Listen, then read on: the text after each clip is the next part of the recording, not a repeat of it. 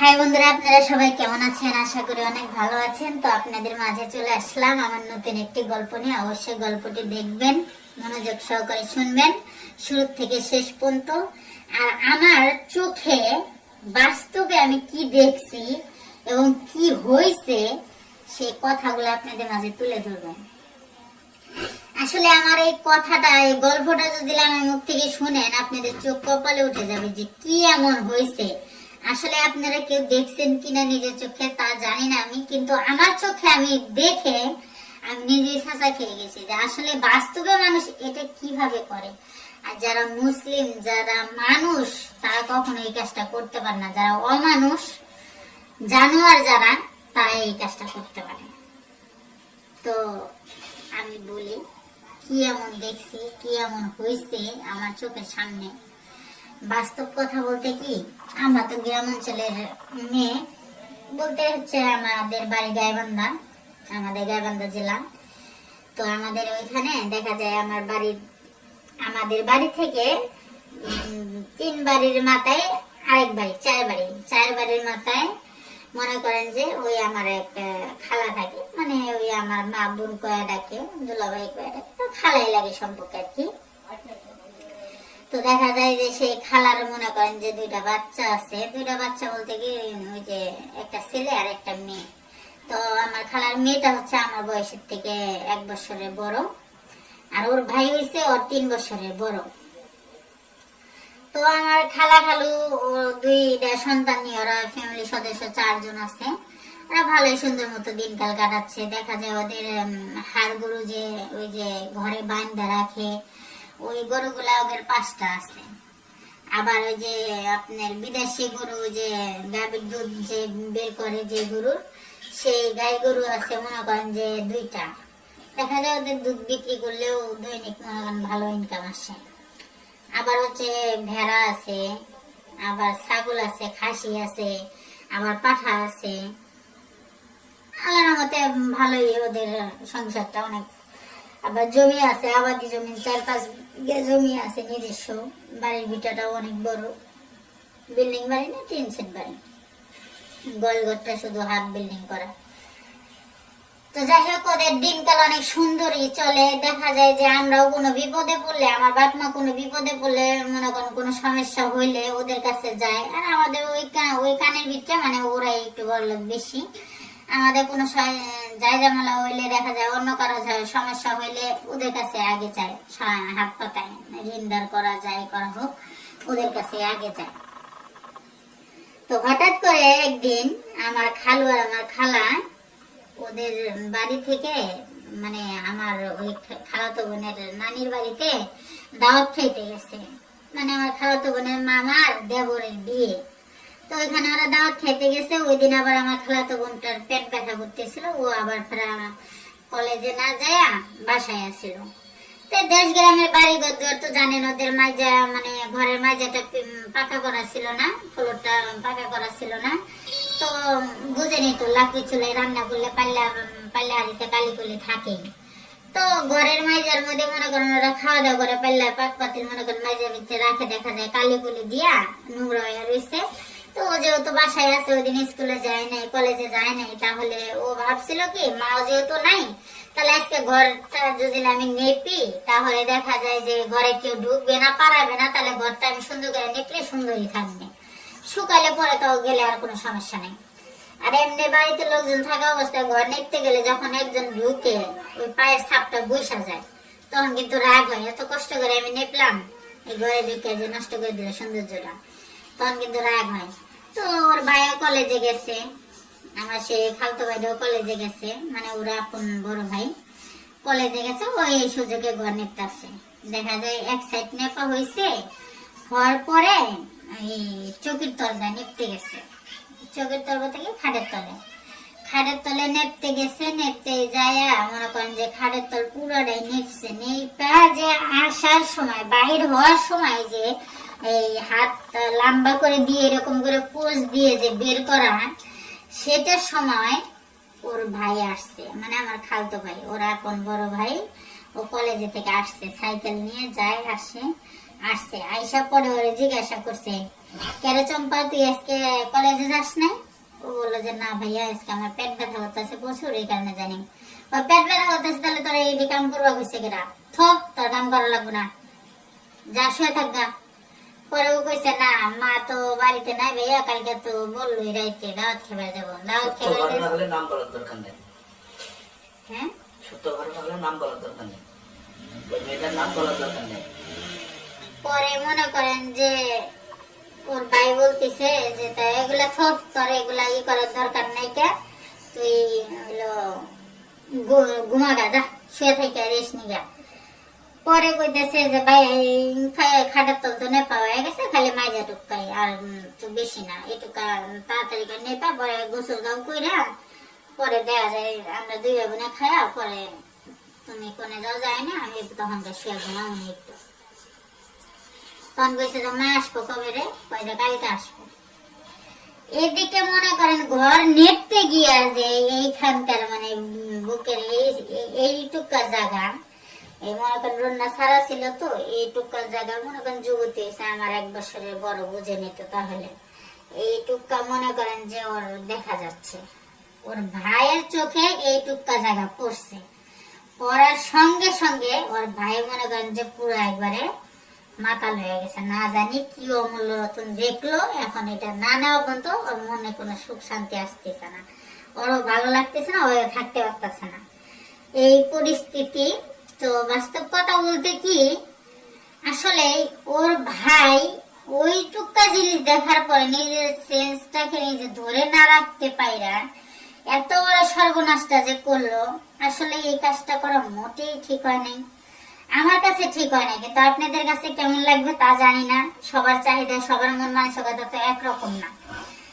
পরে ওর ভাই দেখা বাইরে গেল, বাইরে যায় মনে করেন যে রাস্তার সঙ্গে তো বাড়িটা, মানে এটা রাস্তা এটা বাড়ি, রাস্তার সাইডে নিচে বাড়িটা, মানে রাস্তাটা উঁচা টাইপের, বাড়িটা নিচের দিকে।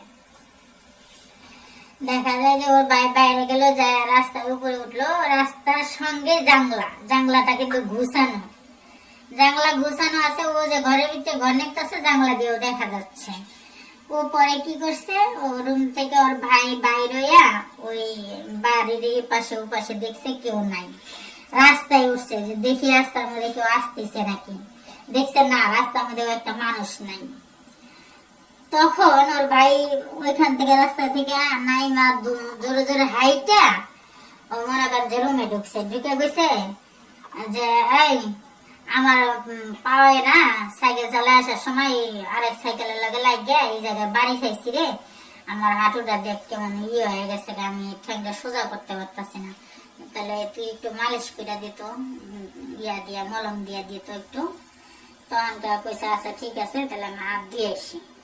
ও আবার পারা ওই অবস্থায় তো রান্নাটা হাতে নেয়নি, ওই অবস্থায় রান্নাটা কাঁদা অবস্থায় হাত রান্নাটা বুকে নেয়নি, না নিয়ে ও মনে করে সাদা মনে বাধা নেই বুঝে নিত। ভাই আমার ভাই, আমার ভাইকে আর আমার ওই চোখে দেখবো? এটা আপনাদের ভাই বোনেরা কি আপনারা এরকম করে দেখবেন? কোন ভাইকে আপনার বোনেদের এই চোখে দেখবেন? কিংবা কোন বোনকে এই চোখে ভাই দেখবো না, এটা কখনো দেখা যাবে না।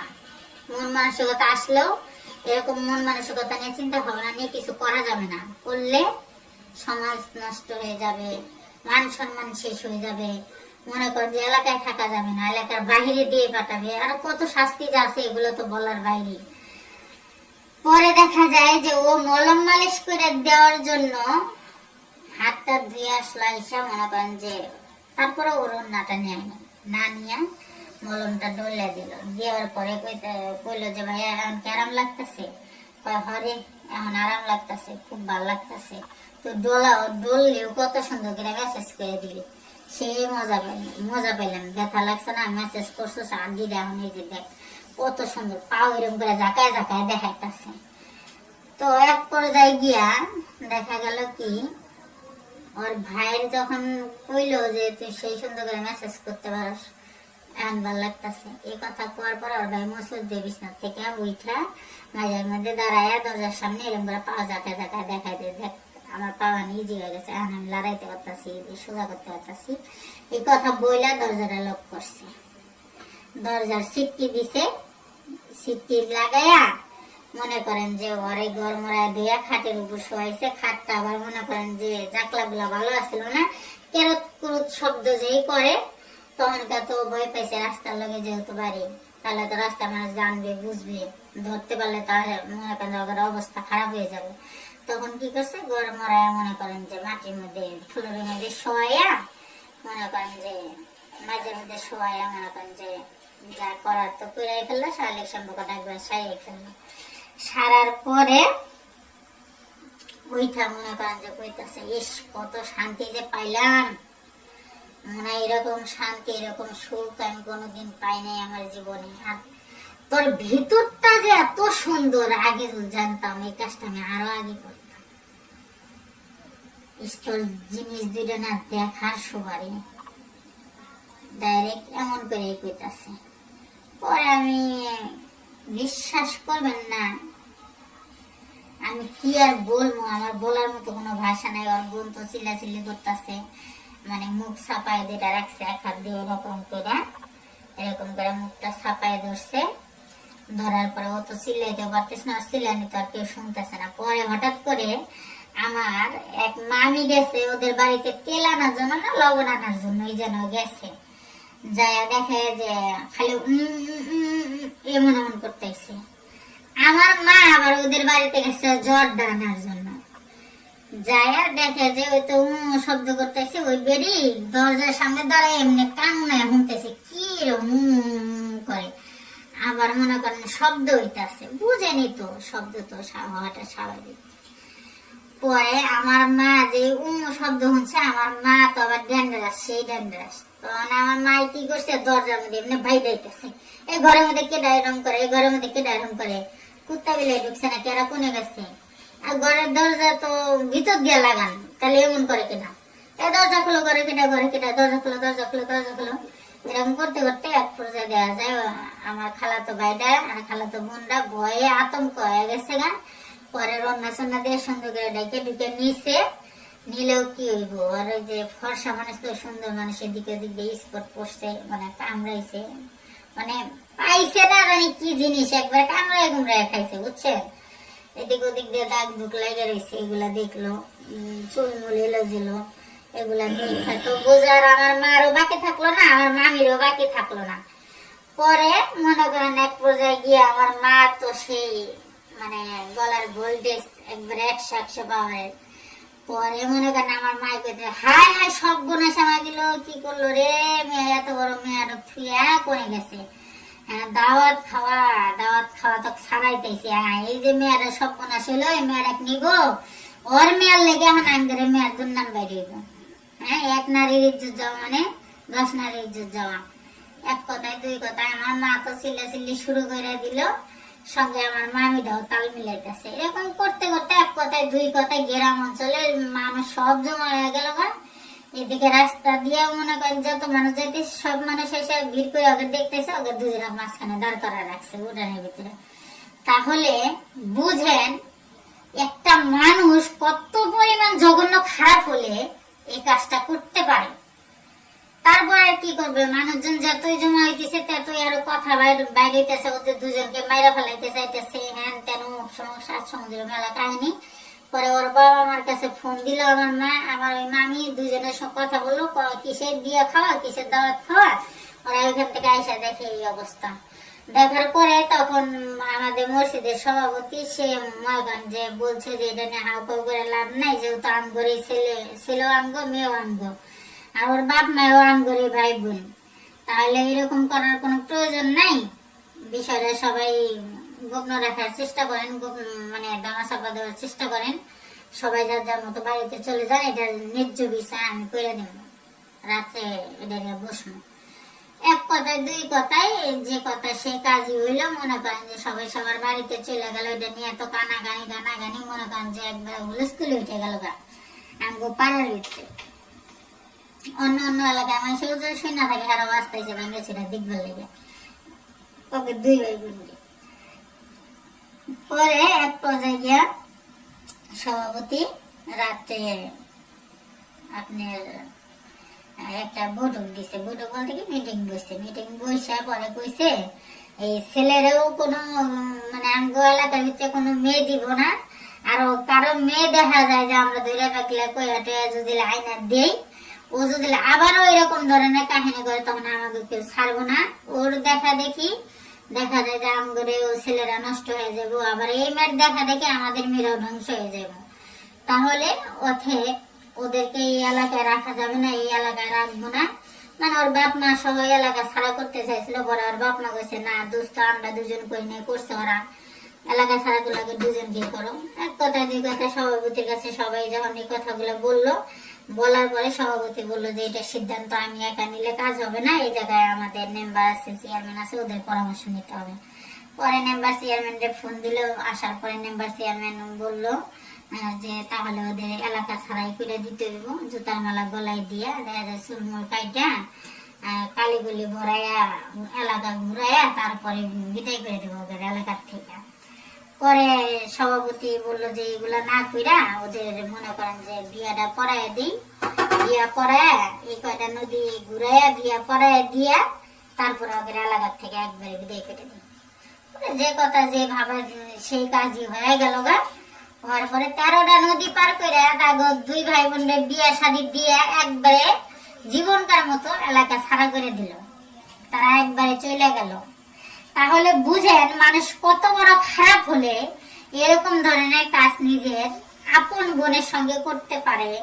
তাহলে তো সবাই যদি এরকমই হয়, এরকম নজর যদি সবারই হয়, তাহলে প্রতিটা ঘরে আমি মনে করি ওই ছেলেদের ওই জানোয়ারের মতো যে ভাইগুলা ঘরে থাকে ওদেরকে বোন না দেওয়াটাই উচিত, মানে ওদের বাড়িতে কোনো মেয়ে থাকাটাই উচিত না।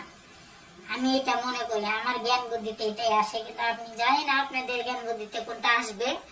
তো যাই হোক, আমার নিজের চোখে দেখা আমার নিজের খালাতো ভাই বোনের সঙ্গে এই ঘটনা ঘটছে।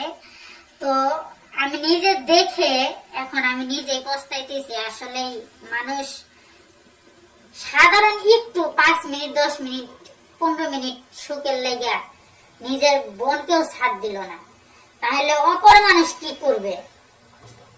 নিজের ভাইয়েরাই যদি এরকম করে অপর মানুষদের সুযোগ করে দেয়, রাস্তা বের করে দেয়, তাহলে মানুষ তো খাইতে মজা পাইব। তো যাই হোক, আমার জীবনে নিজের চোখে আমার খালাতো ভাই বোনের সঙ্গে এই দৃশ্যটা দেখার পরে আমি একবারে পুরাই মনে করেন যে অবাক হয়ে গেছি, থতমত খাইয়া গেছি। এখন আমার বলার মতো কোনো ভাষা নাই। তারপরেও আপনাদের মাঝে আমি বললাম কি কারণে। আমার খালাতো ভাই আর আমার খালাতো বোন, ওরা আপন দুই ভাই বোন যে কাজটা করছে, আমার জানা মতে এরকম কাজ কেউ যেন না করে, আর কাউকে আমি করতে দিব না। বিদায় আমি এই গল্পটা নিয়ে আপনাদের মাঝে আসছি। সবাই সবার জায়গা থেকে সতর্ক থাকবেন, সে বাপ হোক, সে ভাই হোক, আর যেই হোক, মেয়েরা অন্তত ছেলেদের কাছ থেকে দূরত্বই থাকবেন। সবাই ভালো থাকবেন, সবাই সুস্থ থাকবেন।